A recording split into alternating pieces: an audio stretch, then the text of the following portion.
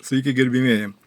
Dar norėjau truputį rašyti tokią vieną video, kadangi tenka nemažai, kaip sakoma, net dažnai konsultuoti savo klientus būtent dėl šilumos siurblio oras vanduo, veikimo, montavimo, pasirinkimo, kokį siurblį pasirinkti. Ir dabar mes kalbėsim ne apie pačią siurblį oras vanduo, bet apie akumuliacinę talpą. Pas mane jau vienas video yra, jeigu ką galite pažiūrėti apačioj, apie akumuliacinę talpą, kam reikalingai, bet aš truputį pamiršau paminėti irgi vieną svarbiausią funkciją, kurią atlieka akumuliacinė talpa, būtent šildymo į prietaisų oras vanduo sistemai.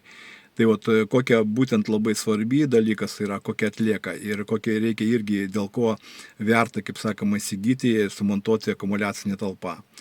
Aš nelabai noriu, kaip sakoma, giliai kartotis, kad akumuliacinė talpa padeda, kaip sakoma,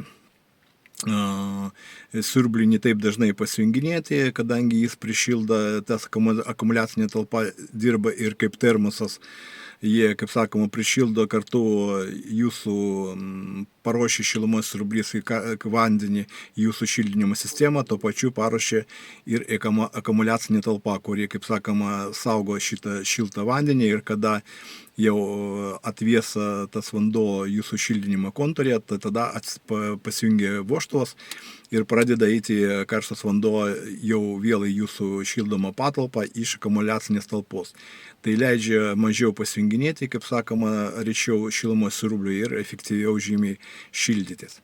Kitas labai svarbus dalykas yra tame, kad, matot, šilumos siurblys oras vanduo dirba tokiu panašu principu kaip šildytuvas jūsų patalpose ir jam reikia kartą nuo karto, ypač rudenį, kada tik pradeda tokios, kaip sakoma, šaltesnės truputį dienos eiti, daryti defrost. Defrost reiškia atitirpinimo funkciją, kadangi kada jis veikia, šilda, kaip sakoma, ant tos radiatorių visų šilumokaičių, tos išorinio bloko kaupėsi ledukai, tokie apnašas, kaip eina ledinė. Ir kartas nuo kartas, kad tie ledukai visiškai neapšaltų, kaip sakoma, tą įrenginį tas visas išorinis blokas netamptų ledo gabalo, pas jūs ir nustotų veikti, reikia daryti defrost, atitirpinimo funkciją. Ir kaip jis dirba, aišku, tam dugne būna tenai, kaip sakoma, dugniniai, bet tai reikia ne tik dugną pašildyti, kad išbėgtų kondensatas, bet ir šilumokatį, kuris yra vidų išorinio bloko.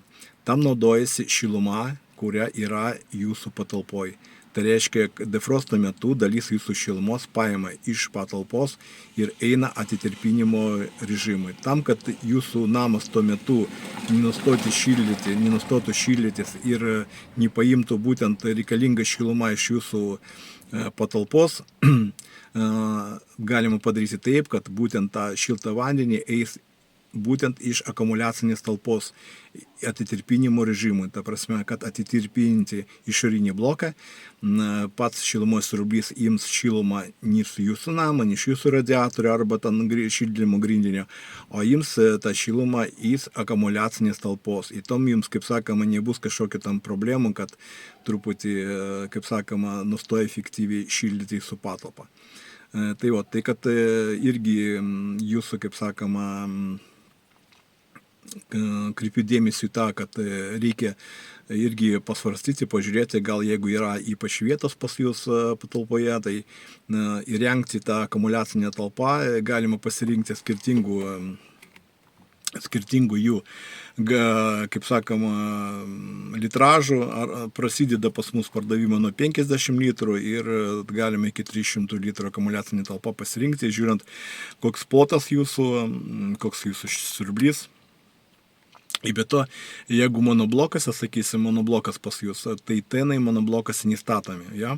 O tenai kam reikalingi? Tenai reikalingi tame, kada bus didesnis šaltis ir pats šilumos siurblys negalės, kaip sakoma, taip prišildyti efektyviai jūsų plotą, krenta jo galingumas, tada pasijunginėja tenai. Kadangi monoblokė, ypač propaninė tenų nebėra dažniausia, tai tada tie tenai statomi būtent buferinė talpa ir buferinė talpai su elektra prišildamas tas reikalingas vanduo ir padeda šilumos siurbliam dirbti. Tai kad jeigu jums sudomina būtent buferinė talpos montavimas, tai kreipkitės pas mus, apačioje dėsiu nuorodą ir vieną irgi labai gerą gamintoją, kuris gamina labai kokybišką ir boileriai, ir akumuliacinės talpos iš nirudžiuojančio plieno, labai didelis platus gyvatukas irgi iš nirudžiuojančio plieno, jau įdėtas 3 kW tenas, galima padidinti iki 6 kW tenas su termostatu, labai gera kaina, labai aukšta kokybė, taip kad kreipkitės, tikrai pasiūlysim ir jūs būsite patenkinti. Geros dienos, iki.